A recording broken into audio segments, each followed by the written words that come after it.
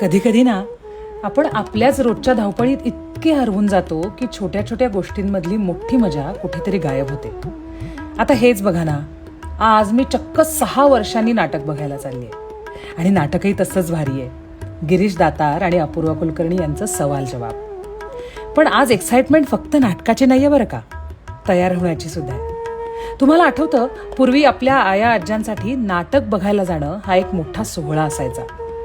बायकांना एरवी घराबाहेर पडायला, स्वतःसाठी असं मनसोक्त जगायला वेळ कुठे मिळायचा.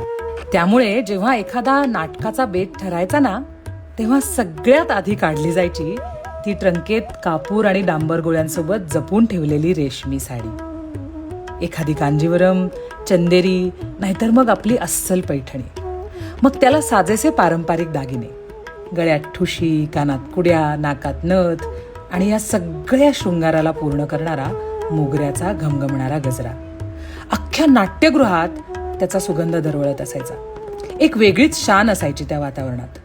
म्हणूनच मी ठरवलं, हा जो नाटक बघण्याच्या सोहळ्यातला 6 वर्षांचा भला मोठा गॅप पडलाय ना, तो असा तसा नाही, थेट ओल्ड स्कूल स्टाईलने तयार होऊन भरून काढायचा. आणि ही छोटीशी वेणी माळल्याशिवाय तो ओल्ड स्कूल मराठमोळा फील पूर्णच होऊ शकत नाही.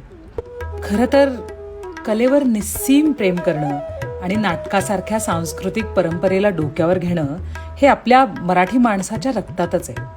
पण आज आरशासमोर उभं राहिल्यावर जाणवलं की केवळ तो कलाविष्कारच नाही, तर त्या उत्सवासाठी स्वतःला असं सागर संगीत शृंगारानं सजवणं, ही रसिकताही आपल्या नसानसात आणि मातीत भिनलेली आहे कदाचित. म्हणूनच आरशासमोर उभं राहिल्यावर आजीच माझ्याकडे बघते की काय असं एक क्षणभर वाटून गेलं. आणि हा, तुम्हाला नाटकाची एक झलक दाखवल्याशिवाय मी कशी जाईन.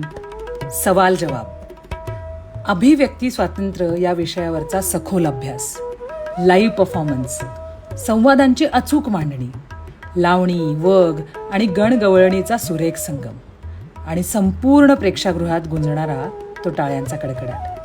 खरं सांगू, माझी 6 वर्षांची कसर आज एकदम भरून निघाली. तुम्ही पण हे नाटक नक्की अनुभवा. आणि हो, जाताना असंच मस्त आपल्या पारंपरिक थाटात नटून थटून जा बरं का. चला आता खरंच बाय. आणि हा, तुम्ही शेवटचं असं मनसोक्त नटून थटून रेशमी साडी आणि गजरा माळवून नाटकाला कधी गेला होतात, मला कमेंट्समध्ये नक्की सांगा. चला बाय.